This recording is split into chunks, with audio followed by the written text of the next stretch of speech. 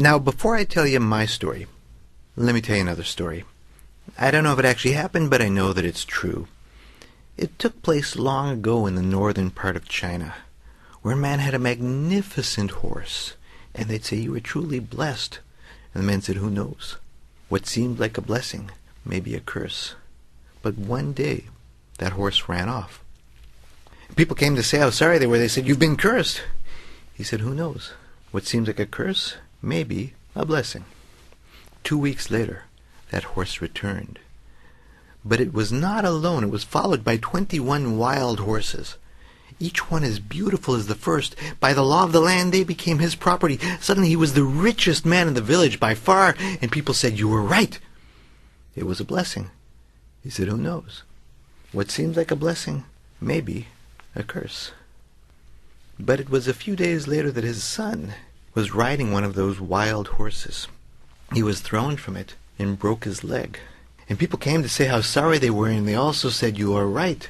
It's a curse. And the man said, who knows? What seems like a curse may be a blessing. Not long after that, the emperor came through that village.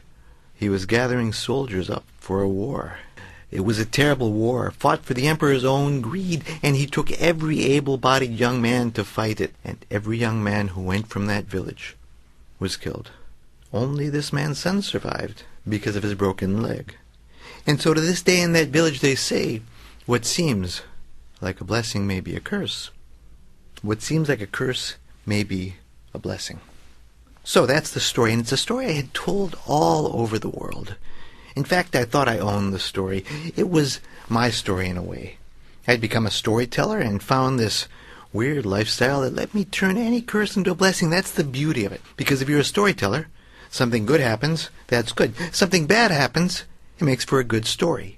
As long as I can tell the story, I'm golden. Nothing can stop me.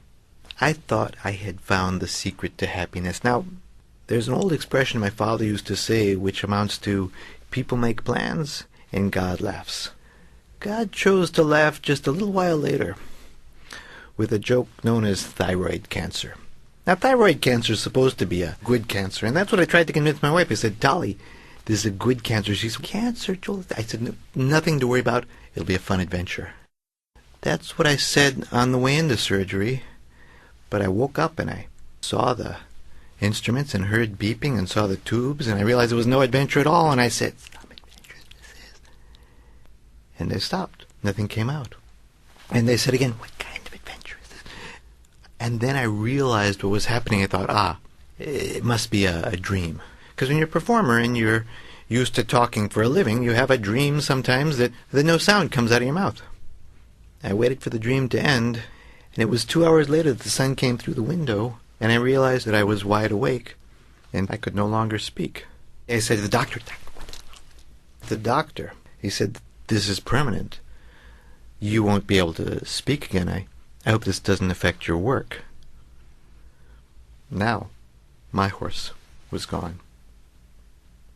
Months went by, no sign of my voice, no sign of my work, and there are times in life when things look bad. And then you think, well, at least I've reached bottom. Can't go any lower than this. And what do you find but a trap door? Well, I was given help when a doctor called. He said, I'm afraid we have bad news. I said, what? And he said, I'm afraid she's dying. What? I'm sorry, it's your mother. Is this Joel Ben Izzy? Yeah. Oh, somebody was supposed to call you. Yeah, she came in for some tests, and it's lung cancer. Now, in the world of jokes and God laughing, this seemed like the cruelest joke. How was I supposed to say goodbye to her? And so I flew down to L.A. and went to visit her in her hospital room. And she said, hey, good looking, what's cooking? She looked terrible. She said, how are you? I shrugged, and I pointed, you? She said, you know, I'm not afraid of dying. It's like that scene in The Sound of Music, where Julie Andrews goes over the hill. But it's like I have a suitcase, and I can't make it over the hill. And that's when it came to me. And I took a little pad by the side of the bed, and I wrote, what's in the suitcase? She said, oh, you don't want to know. And I nodded, and I wrote on the pad, tell me your story. And so she told me her story. The story of a girl growing up in Cleveland, riding the streetcar downtown for a chocolate phosphate. They were the simple stories of a life, stories I would never have heard had I been able to speak. Because what would I have done? I would have told her stories and jokes and made her laugh all the way through and never listened. And so it was when she died some weeks later. I came to realize two things. One, that I would never be able to talk again. And two, that it was a blessing. Sometimes the lessons in life are so simple they boil down to a single word. The word was listen. And it was months later that a phone call came from yet another doctor. And he said, I may be able to do something that could help. And if it works, it could restore much of your voice. And I whispered, but what if it doesn't? He said, well, you see, if it doesn't, it could take away your whisper. Well, there's an old Nigerian saying, which is, you cannot unsneeze a sneeze. When a story starts, it has to move forward. And so it was the day before Thanksgiving. I went in for this procedure to see if they could find my voice or take it away entirely. And as they gave me the drugs one gives, they said, all right, you'll be dreaming. Dreaming? They said, yes, you see, we have to tune your voice if we could find it. And as they strapped me down on the table, I heard music of a distant clarinet. And I listened to it for a time, and then I heard a voice. Long ago in China there lived a man who had a beautiful horse. And I thought, they have my voice. And in fact, what they had was one of my CDs. And the doctor said, that is how we want him to sound. Let's go to work. And they worked and they fiddled, and a few minutes later they said, now, Mr. Storyteller, try to speak. Nothing came out. Not a word, not a whisper. More fiddling, and 10 minutes later they said, now, Mr. Storyteller, try again. No, I couldn't breathe, and I was choking. And they said, he's pulling at the restraints. And they argued again, and they said, we'll give it one more shot. They said, Mr. Storyteller, try to speak, say something. I said, what should I say? They said, tell us a story. And for the life of me, I couldn't think of a story. But then I remembered a favorite of mine. It was the story of the Beggar King. And I said, Solomon was a happy man. He had everything, but he wanted to learn the secret of illusion. And the doctor said, sutures. I came out of that room and I was flying. I said, hello, nurse, how are you? Like that hat. Are those shoes comfortable? Those look really comfortable. And then I spotted my doctor. I said, hello, doctor.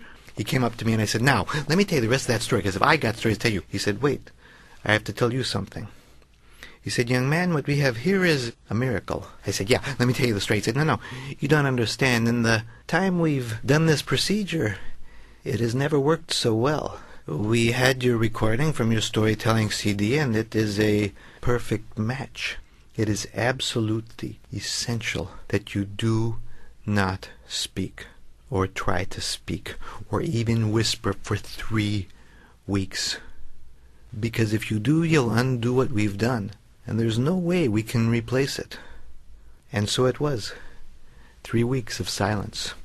3 weeks later was the first night of Hanukkah, and when we lit the candles, I was able to sing for the first time the blessing of a light that should have burned out but didn't.